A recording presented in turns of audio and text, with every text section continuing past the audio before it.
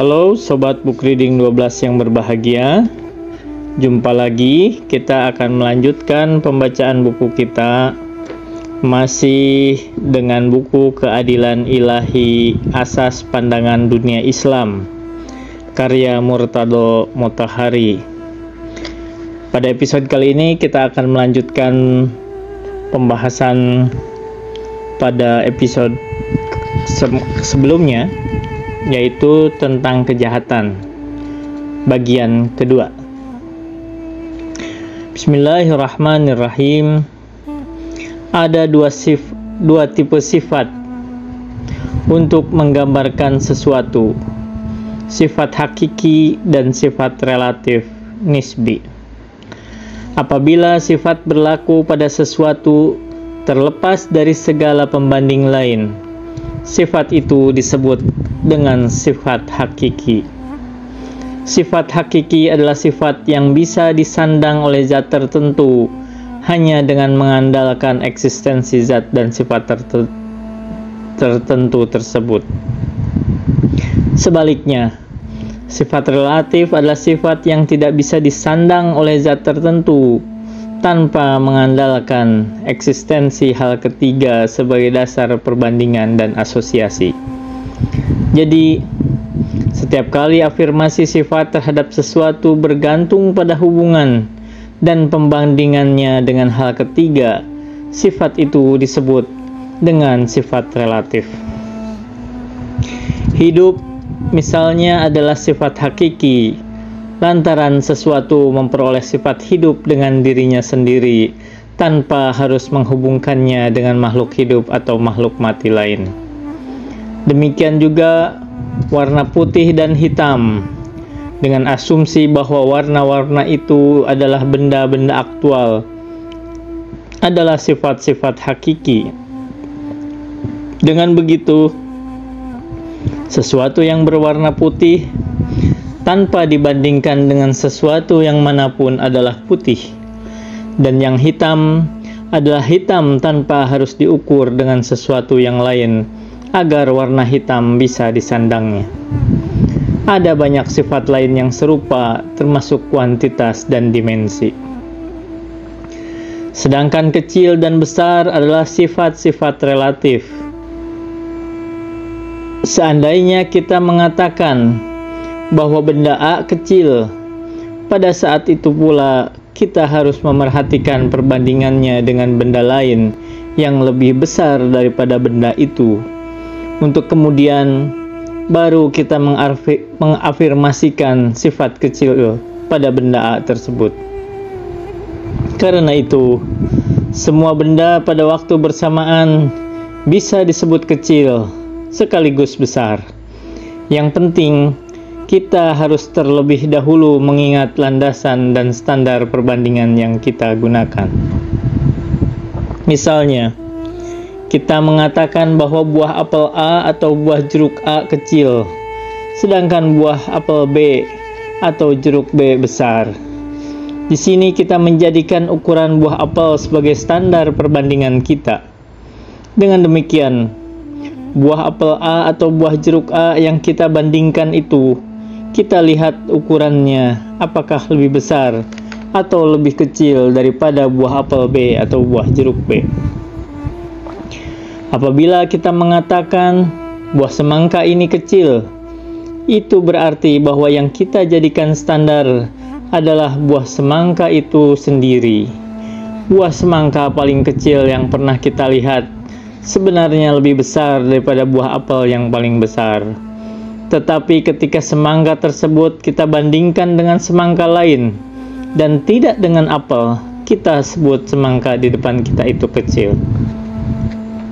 Seandainya kita ambil seekor semut yang paling besar, sehingga membuat kita tercengang karena besarnya, kemudian kita ambil seekor keledai paling kecil, sehingga kita dibuat tercengang pula karena kecilnya, kita akan bisa melihat bahwa keledai itu berjuta kali lipat besarnya dibandingkan dengan semut terbesar itu.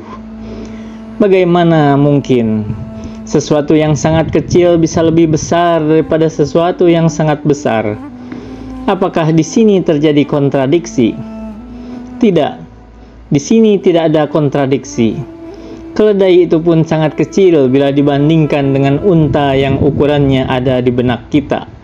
Sekalipun ia sudah jauh lebih besar bila kita bandingkan dengan semut terbesar yang ukurannya ada di benak kita pula.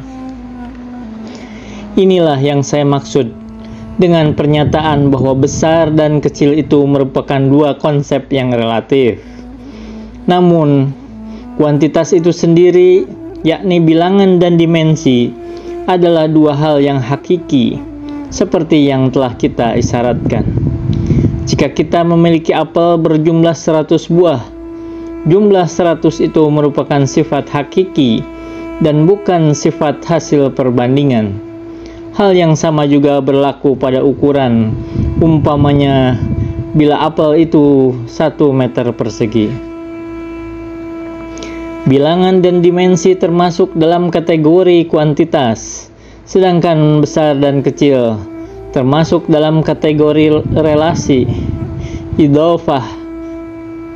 Bilangan 1, 2, dan 3 adalah hakiki, sementara menjadi yang pertama, kedua, dan ketiga adalah relasional. Supaya suatu undang-undang sosial itu diberi sifat baik, ia harus mempertimbangkan kemaslahatan individu dan masyarakat secara setara, mendahulukan hak kolektif atas hak individual, dan menjamin kebebasan individu semaksimal mungkin. Tapi, undang-undang tidak bisa menjamin kebebasan secara sempurna tanpa cacat. Jaminan itu mustahil adanya. Maka sifat baik suatu undang-undang dari perspektif jaminannya terhadap kebebasan adalah masalah yang relatif. Sebab hanya sebagian kebebasan yang mungkin dijamin. Undang-undang yang baik adalah yang paling memberikan jaminan besar terhadap sebanyak mungkin kebebasan, kendati pun mengharuskan adanya penafian sebagian kebebasan lain. Jadi, sifat baik undang-undang dari sudut jaminannya terhadap semua kebebasan adalah relatif terhadap beberapa undang-undang lain yang lebih sedikit menjaga dan menjamin kebebasan. Di sini, saya harus mengingatkan pada poin penting berikut ini. Maksud pernyataan bahwa kejahatan itu relatif adalah kerelatifan yang dilawankan dengan kehakikian. Sesuatu itu relatif, berarti sesuatu itu dibandingkan dengan sesuatu yang lain. Relatif ada kalanya juga digunakan untuk pengertian lain, yakni lawan dari mutlak. Relatif dalam pengertian ini adalah sesuatu yang aktualitasnya bergantung pada serangkaian syarat, sementara mutlak adalah aktualitas yang terbebas dari semua syarat. Kalau kerelatifan kita gunakan dalam pengertian kedua, semua benda material dan fisik menjadi bersifat relatif karena terikat oleh serangkaian syarat ruang dan waktu. Benda-benda non-material dan non-fisik memiliki sejenis kemutlakan dalam eksistensi. Namun, wujud yang mutlak secara hakiki adalah zat yang terbebas dari segala syarat, batasan dan kausa, yaitu Allah Subhanahu wa Ta'ala. Dalam perspektif inilah, kita menegaskan bahwa zat Allah Subhanahu wa Ta'ala adalah keniscayaan azali dan bukan keniscayaan dalam arti konvensional. Sekarang kita sedang membahas ihwal relatif kejahatan, berbagai maujud yang menjadi sumber kejahatan esensial, yakni non-eksistensi. Istilah relativitas yang kita pakai di sini adalah lawan dari kehakikian dan bukan lawan dari kemutlakan. Sebab kerelatifan sebagai lawan dari kemutlakan mengandung banyak sekali kebaikan. Marilah kita bertanya, apakah sifat jahat itu hakiki atau relatif? Sebelumnya sudah saya jelaskan bahwa kejahatan itu terbagi dua, kejahatan yang pada dirinya sendiri non-eksistensial, dan kejahatan yang sebenarnya eksistensial tapi menimbulkan serangkaian non-eksistensi. Kejahatan-kejahatan yang pada dirinya sendiri non-eksistensial seperti kebodohan, kelemahan, dan kemiskinan adalah sifat-sifat hakiki, tidak relatif, tapi ia merupakan non-eksistensial. Sedangkan kejahatan-kejahatan yang pada dirinya sendiri eksistensial, tapi diberi sifat jahat, karena hal tersebut menjadi sumber non-eksistensi seperti banjir, gempa bumi, angin badai, binatang buas, bakteri, dan penyakit, maka tidak diragukan lagi bahwa kejahatan yang ada pada semua itu bersifat relatif. Semua kejahatan yang bersumber pada hal-hal itu adalah jahat dalam hubungan dengan benda tertentu. Bisa ular bukan kejahatan untuk ular itu sendiri, melainkan jahat dalam hubungannya dengan manusia atau maujud-maujud lain yang mendapatkan bahaya dari bisa ular tersebut. Serigala disebut jahat dalam hubungannya dengan kambing, tapi ia tidak jahat dalam hubungannya dengan dirinya sendiri atau dalam hubungannya dengan tumbuh-tumbuhan. Sementara itu, kambing dapat dikatakan jahat dalam hubungannya dengan tumbuh-tumbuhan yang dimakan dan dirusaknya. Tapi kambing itu tidak jahat dalam hubungannya dengan manusia, serigala, atau dirinya sendiri. Penyair Maulawi mengatakan, bisa ular adalah kehidupan bagi dirinya sendiri, tapi ia adalah kematian bagi manusia. Jadi tidak ada kejahatan mutlak di alam ini, yang ada hanyalah kejahatan relatif. Ketahuilah itu.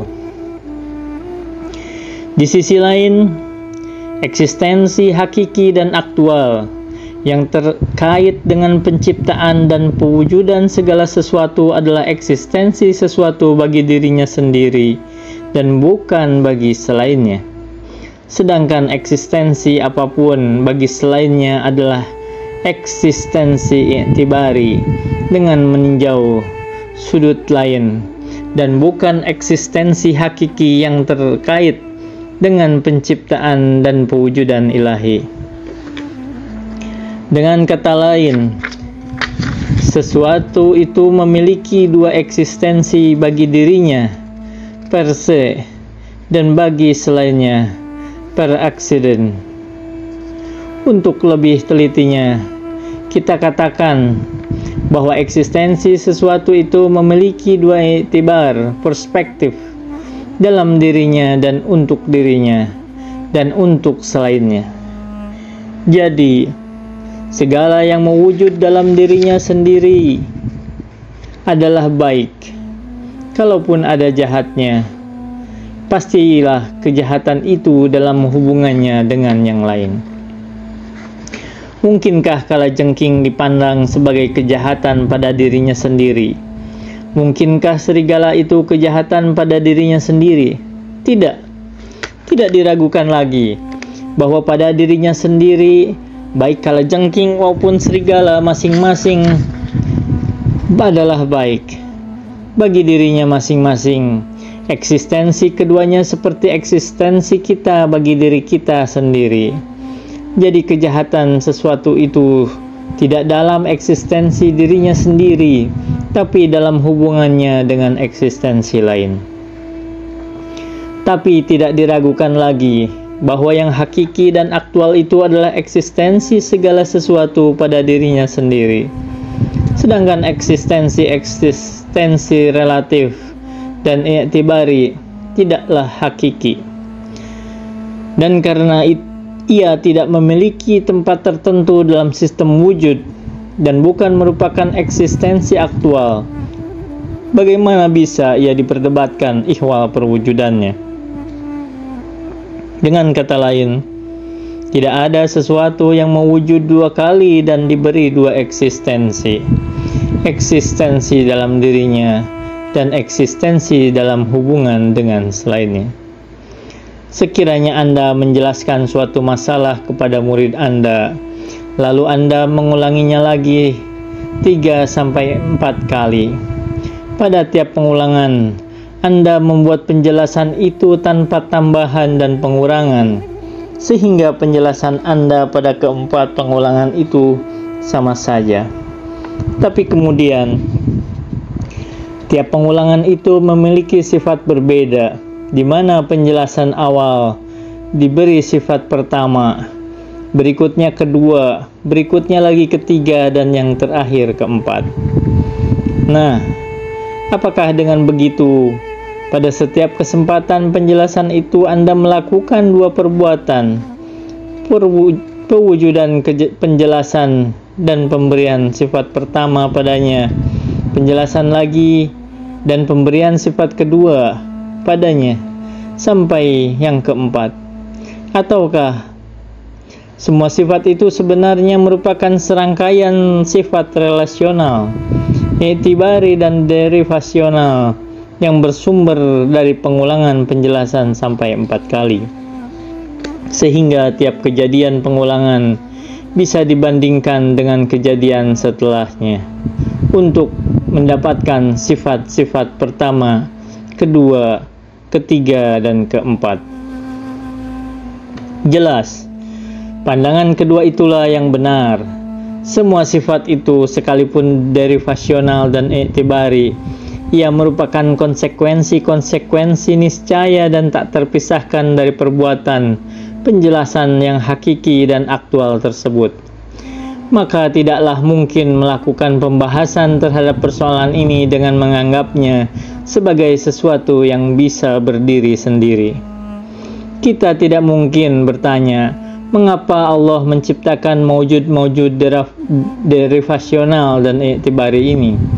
Pertama, karena semua itu tidak memiliki eksistensi hakiki, sehingga pembicaraan tentang penciptaannya menjadi jauh panggang dari api.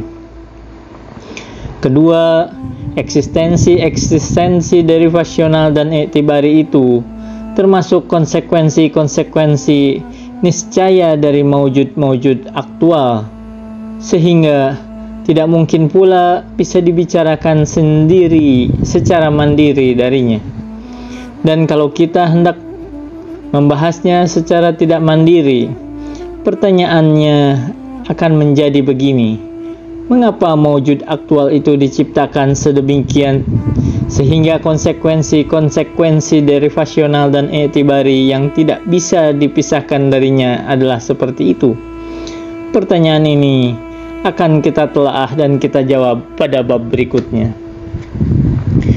Di sini kita harus menggarisbawahi satu poin lagi, yaitu kita menyatakan bahwa sifat kepertamaan, kekeduaan, dan seterusnya itu adalah derivasional dan i'tibari yang tidak memiliki wujud aktual, sehingga tidak berkaitan dengan penciptaan dan pewujudan. Tapi saya minta soal ini tidak dikacaukan lagi dengan soal lain, yaitu soal pendahuluan dan pengakhiran tindakan oleh manusia atau pelaku manapun yang secara bebas dan sadar memilih satu di antara dua hal, lalu mendahulukannya atas yang lain dan memandangnya sebagai yang pertama. Ini merupakan isu lain yang akan kita kaji kemudian. Menghayati contoh di atas cukup untuk menjernihkan pokok masalah tersebut. Ala kulli hal, penyifatan hal-hal i'tibari pada kausa tersebut bersifat metaforis dan aksidental. Karena itu para filsuf memandang bahwa kejahatan tidak berhubungan dengan pewujudan dan penciptaan. Pada dirinya sendiri ia bukan efek dari ciptaan, melainkan efek dan tercipta secara aksidental. Seperti matahari dalam contoh sebelumnya, kita mengatakan bahwa matahari adalah kausa bagi terjadinya bayang-bayang. Tentunya tanpa matahari tidak akan ada bayang-bayang. Tetapi Kausalitas matahari terhadap bayang-bayang berbeda dari kausalitasnya terhadap cahaya. Matahari memancarkan dan mengemanasikan cahaya secara aktual dan hakiki, dan ia menciptakan bayang-bayang secara derivasional dan i'tibari. Bayang-bayang bukanlah sesuatu yang diciptakan, melainkan timbul dari keterbatasan cahaya. Bahkan bayang-bayang itu identik dengan keterbatasan cahaya itu sendiri. Demikian juga halnya dengan kejahatan, entah dari tipe pertama atau kedua. Seluruh kejahatan adalah i'tibari dan non-eksistensial. Kebutaan yang ada pada seseorang bukanlah realitas mandiri, sehingga bisa dikatakan bahwa sosok orang buta itu diciptakan oleh satu sumber dan kebutaannya diciptakan oleh sumber yang lain. Kebutaan adalah non-maujud, sebagaimana halnya semua kejahatan adalah non-maujud, dan non-maujud tidak membutuhkan sumber atau pencipta. Dengan penjelasan di atas, gugurlah keberatan dan ide rancu kaum dualis yang membayangkan adanya dua tipe maujud yang membutuhkan dua sumber wujud. Tetapi seperti sudah kita katakan, isu non-eksistensialitas kejahatan tidaklah cukup untuk memecahkan masalah keadilan ilahi. Ia hanyalah tahap dan langkah pertama. Kesimpulan yang kita tarik dari pembahasan di atas adalah bahwa non-eksistensi itu tidak terdiri atas dua macam. Salah satunya adalah maujud-maujud yang sebagai maujud baik, dan lainnya adalah maujud-maujud yang sebagai maujud jahat. Sebaliknya, maujud qua maujud itu baik, dan non-eksistensi qua non-eksistensi itu jahat. Maujud-maujud itu menjadi jahat hanya bila menyertai non-eksistensi atau menjadi sumber non-eksistensi. Jadi di dalam eksistensi tidak ada dualitas, sehingga lahir pemikiran bahwa eksistensi itu memiliki dua sumber. Non-eksistensi dari sisi non-eksistensinya tidaklah menuntut pencipta dan sumber yang mandiri. Dalam kerangka keadilan ilahi, masalah kejahatan mengambil bentuk lain.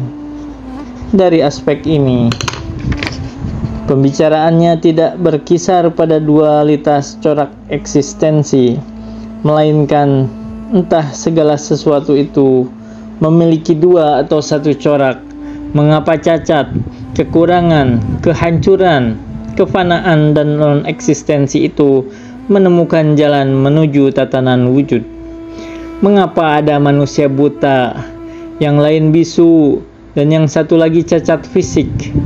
Menyatakan bahwa kebutaan, ketulian, dan seluruh jenis cacat lainnya sebagai non-eksistensial belumlah cukup untuk memecahkan masalah.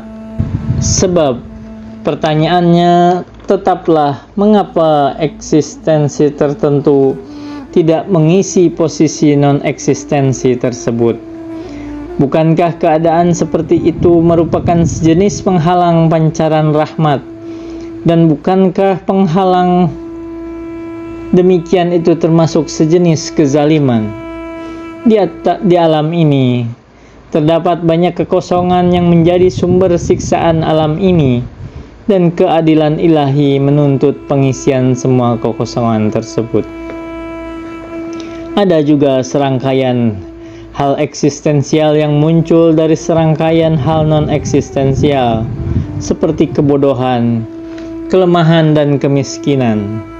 Serangkaian hal non-eksistensial ini pada gilirannya dan melalui peranannya menyebabkan munculnya begitu banyak kekurangan dan non-eksistensi lain, seperti penyakit, angin topan, kebakaran, dan gempa bumi. Keadilan ilahi mengharuskan ketiadaan hal-hal seperti itu, sehingga efek-efeknya seperti cacat, kekurangan, dan sebagainya juga meniada.